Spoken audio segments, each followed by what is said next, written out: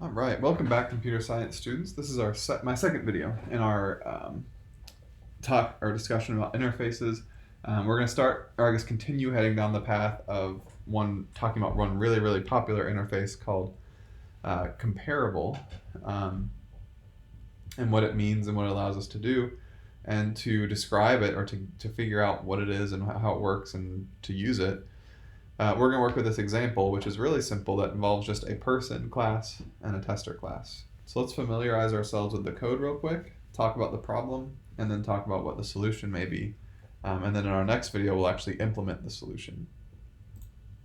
All right, so here is our problem.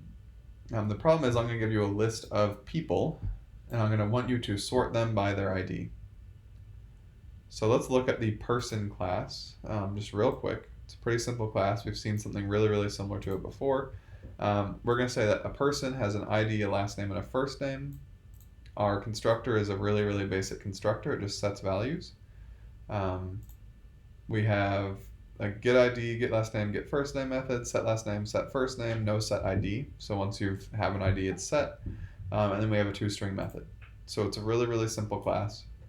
Just stores ID, last name, first name, allows you to set everything except for the ID, get all the information out, and get a debug. So it just has its little job here. And so in our tester class, we have this array list of person, so an array list that holds a bunch of people called peeps. And we're going to set it up or to initialize it, we're going to call this getList method. Whoops. Jumping ahead of myself here. There we go. Sorry about that. So we have this getList method, and it prints the original list, and then we print the original list and print the sorted list. So let's look at getList. And here, it's a method called a getList. It creates an array list of persons, and then it adds 5 new people to it: a David Williams, a Jonathan City, a Jeff Stern, a Kate Vogt, and a Kyla Williams.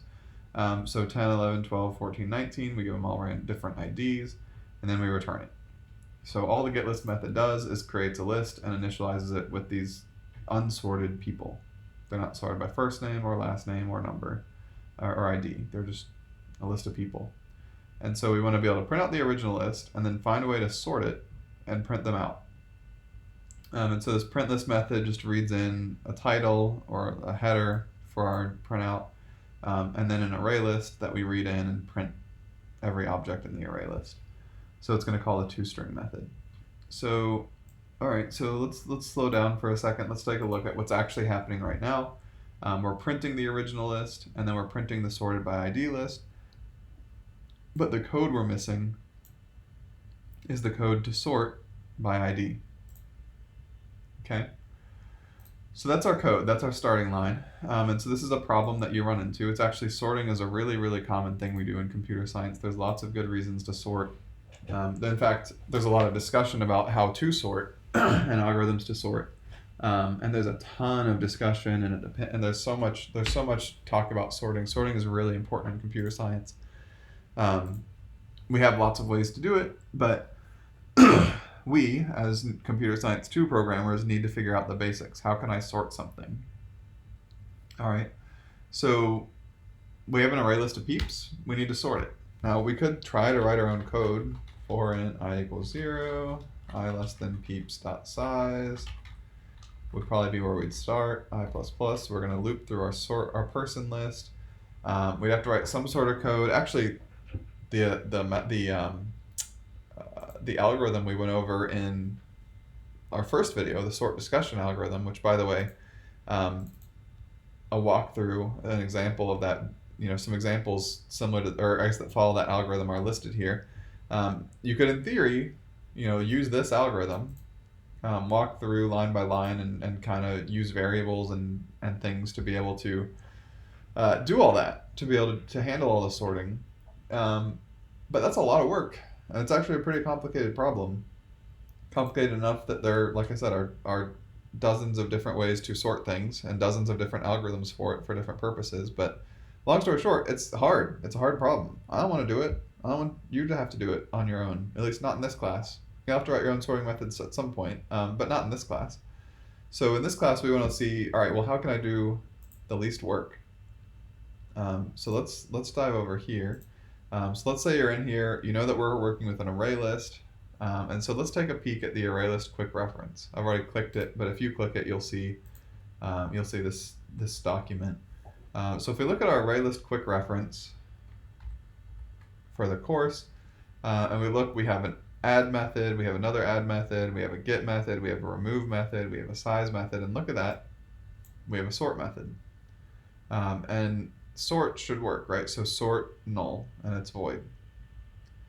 So we have to put null in parentheses to call it, but there is a sort method. So let's just try it, see what happens. Let's do peeps.sort null. That's what's written in the quick help sheet. So let's do it, and let's run it and see what happens. Uh-oh, we have an error. And it says Java cast class exception person cannot be cast to java.lang.comparable. And then it talks about sort a bunch, and the error comes from this line that we did. Okay, so we have an error. Let's take a step back for 1 second and talk about why would we have this error. Well, say I'm the computer, right? And so let's say I'm Java and I'm trying to sort your people. All right, you give me this array list of people, and you tell me to sort it. All right, well, your person, each person has an ID, a last name, and a first name. How am I supposed to know whether I'm supposed to sort by ID? And it could be ascending or descending, or last name, ascending or descending, or first name, ascending or descending. How am I supposed to know that? Well, I'm not. There's no ambiguity in computer science. We have to know what's going to happen. We have to know how we're going to sort. And so from a computer's perspective, or from a programming perspective, hopefully you see the problem. We need to tell the computer how to sort people. How should we sort them? Should we sort them by ID? Should we sort them by last name? Should we sort them by first name? There's no way to know unless we tell it. So there's this class comparable. And so, if you Google, let's see, Java comparable, then you'd find this link that I kind of already had pulled up here. But we want to look at comparable. And if you look at comparable, because that's what showed up in our error code, you'll see that it's interface comparable. So this is our fancy little interface part. This is our introduction to interfaces and our first example of an interface that needs to be introduced to. So we have this comparable interface. Let's take a quick look. It has a type of parameter.